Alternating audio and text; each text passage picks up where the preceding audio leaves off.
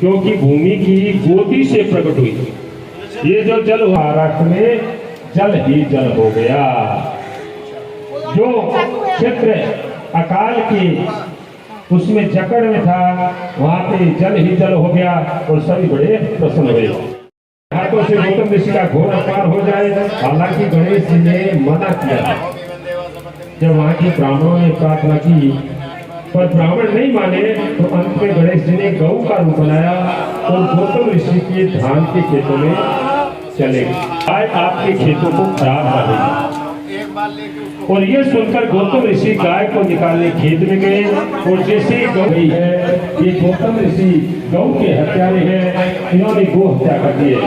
जब राजा को पता तब गौतम ऋषि ने नासिक से उन्हीं की 30 किलोमीटर दूर एक स्थान पर पहाड़ पर शिवलिंग स्थापित करें और भगवान शंकर से प्रार्थना करके एक ही बात पूछ रहे थे, हे शंकर भगवान, ये गौ का पाप मुझे क्यों है जिससे मेरे को ये गौ हत्या का पाप लग गया है। जैसे ही ऋषि ने प्रार्थना करी, भोलेनाथ तुरंत प्रकट हो गए और तंबेश्वर रूप से प्रकट हो गए। महाराज गौतम ऋषि, तुम क्यों रो रहे हो? तुमने कोई अपराध नहीं। हे गौतम ऋषि, आप चिंता न करें, मैं इन सभी ब्राह्मणों को दंडित करता हूँ और बुद्धि को सात्विक बना दीजिए। हे भगवान, ये सब ब्राह्मणों की बुद्धि सात्विक हो जाए, किसी ब्राह्मण के अच्छे कर्म को देखकर ईर्ष्या न करें।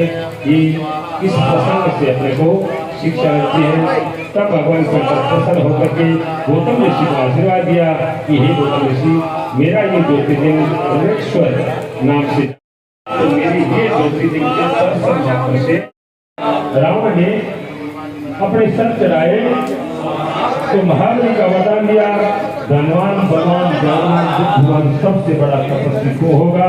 तब रावण का महाराज एक वरदान और चाहिए।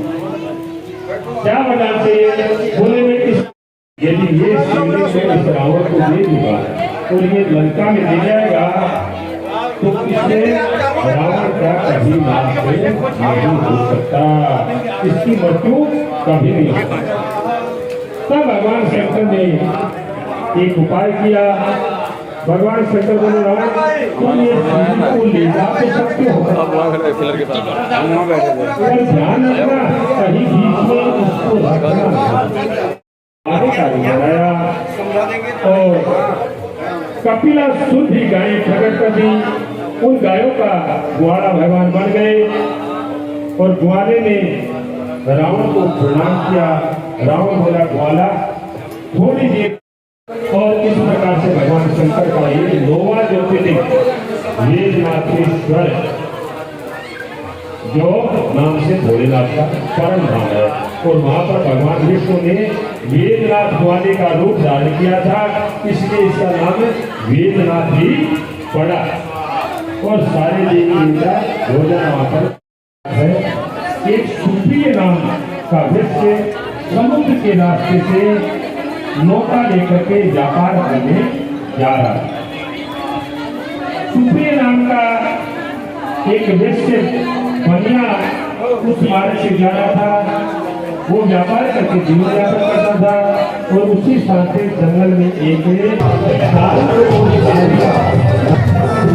बात काफी सुना है। सुप्रिय नाम का वृक्ष मिट्टी का शिवलिंग बना करके भगवान शंकर की कहते हैं। भगवान को कोई अपना मान लेता है तो भगवान सुखता दिला, जिनके मैं फिगर भी मानता हूँ सुंदरता। वो कहते थे